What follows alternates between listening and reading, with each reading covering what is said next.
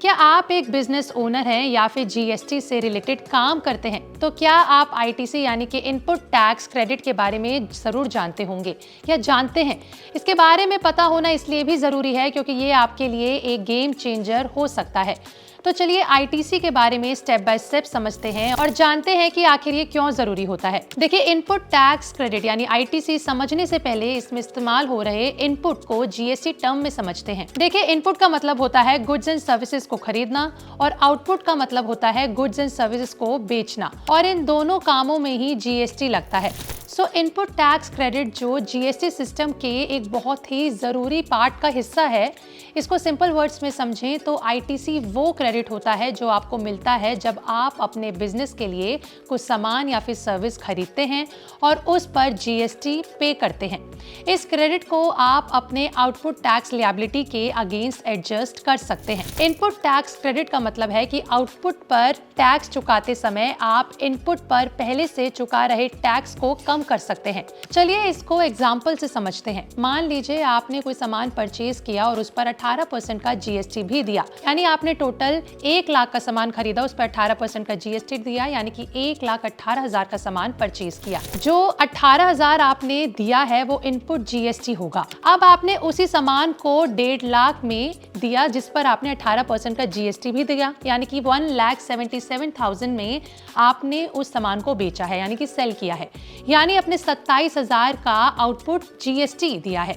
लेकिन आप ऑलरेडी 18,000 का जीएसटी पे कर चुके हैं, तो क्या आपको फिर से गवर्नमेंट को जीएसटी पे करना होगा? So the answer is no, you will not. ऐसे ही सिचुएशंस में आता है इनपुट टैक्स क्रेडिट, जिसके अकॉर्डिंग आप अपने आउटपुट और इनपुट जीएसटी के बीच के डिफरेंस की अमाउंट को पे करेंगे, यानी आपका फाइनल जीएसटी जो आउटपुट जीएसटी है यानी कि 27,000, उसमें से आप इनपुट जीएसटी यानी 18,000 को घटा देंगे, यानी 9,000 बचेगा, वो आपका जीएसटी पेबल होगा। तो यहाँ आपने देखा कि आपने सिर्फ 9,000 जीएसटी पे किया है।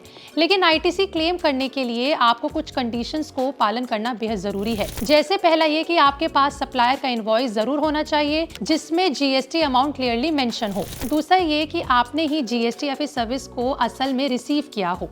तीसरा ये कि आपने अपनी जीएसटी रिटर्न फाइल की हो। चौथा ये कि सप्लायर ने भी जीएसटी डिपॉजिट जरूर दिया हो, क्योंकि अगर सप्लायर ने जीएसटी गवर्नमेंट डिपॉजिट नहीं किया है तो आपको आईटीसी नहीं मिलेगा, वो आपके अमाउंट को कम नहीं करेगा। पांचवा ये कि गुड्स या फिर सर्विसेज बिजनेस पर्पस के लिए खरीदे गए हो, ना कि पर्सनल इस्तेमाल के लिए। अगर आपने सभी शर्तों का पालन कर लिया है तो आगे बढ़ते हुए आप समझते हैं कि कैसे आप आईटीसी क्लेम कर सकते हैं। स्टेप 1 की परचेज करते समय जीएसटी इनवॉइस जरूर कलेक्ट करें। इनवॉइस डिटेल को अपने जीएसटी पोर्टल पर अपलोड कर दें। स्टेप 3, सप्लायर भी अपनी तरफ से इनवॉइस डिटेल्स अपलोड जरूर करे।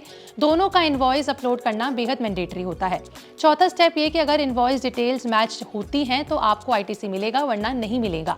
फिफ्थ स्टेप इज दिस कि आप आईटीसी को अपने आउटपुट टैक्स लायबिलिटी के अगेंस्ट एडजस्ट कर सकते हैं।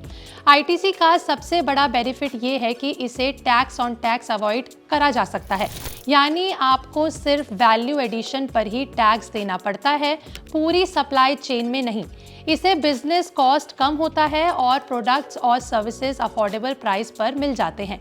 लेकिन आईटीसी के रूल थोड़े कॉम्प्लिकेटेड होते हैं और अगर आपने इन्हें फॉलो नहीं किया तो आपको भारी पेनल्टी भी देनी पड़ सकती है। तो हमेशा अपने इनवॉइस और रिकॉर्ड्स मेंटेन करें और जीएसटी रिटर्न टाइम पर फिल करें। अगर आपको ये वीडियो अच्छी लगी हो तो लाइक शेयर करना ना भूलें और हमारे चैनल पैसा लाइव को अभी सब्सक्राइब कर लें।